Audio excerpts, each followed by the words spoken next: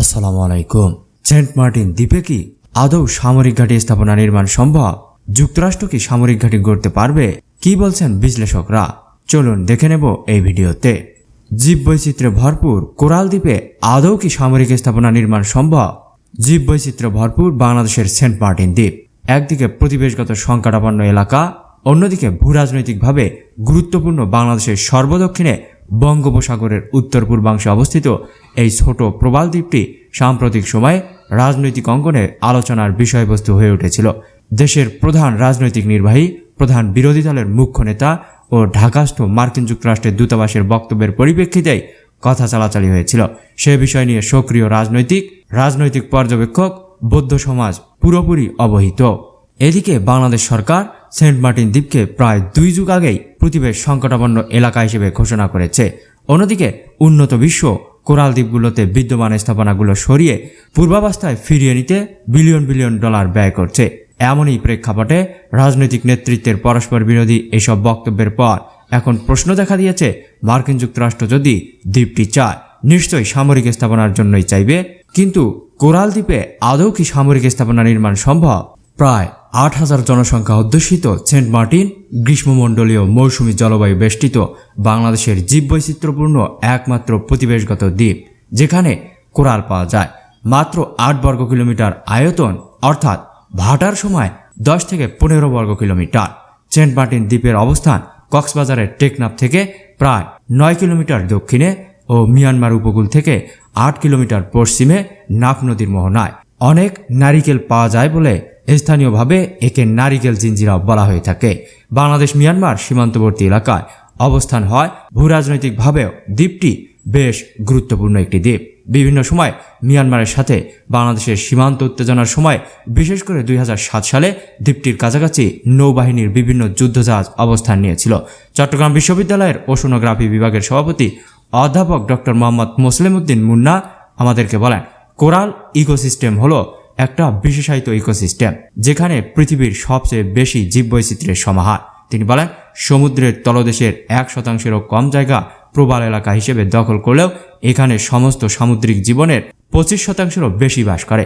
বাংলাদেশের Saint Martin দ্বীপ তথা প্রবাল ইকোসিস্টেমও এর ব্যতিক্রম নয় বলেও তিনি মন্তব্য করেন।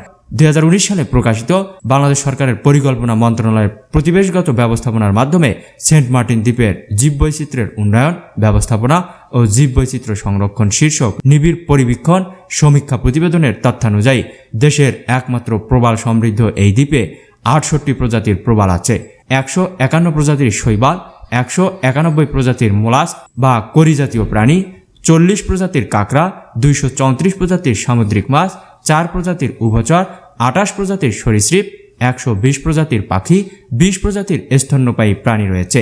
এছাড়া এখানে 175 প্রজাতির উদ্ভিদও রয়েছে। এখানে 5 প্রজাতির বাদুড় ও 2 প্রজাতির ডলফিনেরও বাস। স্থানীয়ভাবে পেজালা নামে পরিচিত সিইউ বা অ্যালগি এক ধরনের সামুদ্রিক শৈবাল, যা সেন্ট মার্টিনে প্রচুর পরিমাণে পাওয়া যায়। এগুলো বিভিন্ন প্রজাতির হয়ে থাকে, তবে লাল অ্যালগি বিশ্বব্যাপী সবচেয়ে জনপ্রিয়। অমেরুদণ্ডী প্রাণীদের মধ্যে রয়েছে স্পঞ্জ, শিলকাঁকড়া, সন্ন্যাসী শিলকাঁকড়া, লবস্টার ইত্যাদি। মাছের মধ্যে রয়েছে পরি মাছ প্রজাতির মাছ, ভোলকোরাল, রাঙাকই, সুই মাছ, লাল মাছ, উড়ুক্কু মাছ ইত্যাদি।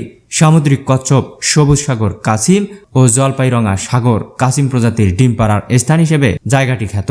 দ্বীপে কেওড়া বন ছাড়া প্রাকৃতিক বন বলতে যা বোঝায় তা নেই, তবে দ্বীপের দক্ষিণ দিকে অনেক কেওড়ার ঝোপঝাড় আছে। দক্ষিণ দিকে কিছু ম্যানগ্রোভ গাছও আছে। অন্যান্য দ্বীপের মধ্যে রয়েছে কেয়াশেওড়া, সাগরলতা, বাইন গাছ ইত্যাদি। সমুদ্রবিজ্ঞানী অধ্যাপক ডক্টর মোসলেম উদ্দিনের মতে, সরকারি ওই তথ্যই বলে দেয় আমাদের প্রবাল প্রাচীর কি পরিমাণ জীববৈচিত্র্যে সমৃদ্ধ, অথচ গুরুত্বপূর্ণ এই ইকোসিস্টেম এখন পর্যন্ত বিপর্যস্ত। ওই প্রতিবেদন বলছে, বিভিন্ন গবেষণার তথ্যানুযায়ী সেন্ট মার্টিন দ্বীপের পর্যটক ধারণ ক্ষমতা দৈনিক 1,835 জন, কিন্তু সেখানে এখন দৈনিক 5 থেকে 7,000 পর্যটক ভিড় করছেন। ফলে এসব পর্যটকের চাপে দ্বীপে পরিবেশ দূষণের মাত্রা প্রকট আকার ধারণ করে। বিপুল সংখ্যক পর্যটককে সেবা দিতে গড়ে উঠেছে অপরিকল্পিত নানান স্থাপনা, দোকানপাট। বেড়েছে বিভিন্ন ধরনের বজ্র, সৈকতে যত্রতত্র ফেলা হচ্ছে প্লাস্টিক বর্জ্য। পরিবেশ সংরক্ষণ আইনের আওতায় 1999 সালে সরকার সেন্ট মার্টিন দ্বীপকে প্রতিবেশগত সংকটাপন্ন এলাকা ঘোষণা করে। ওই ঘোষণার মাধ্যমে এই অঞ্চলের প্রকৃতির কোনো প্রকার পরিবর্তন বা পরিবর্ধন আইনগত দণ্ডনীয় অপরাধ।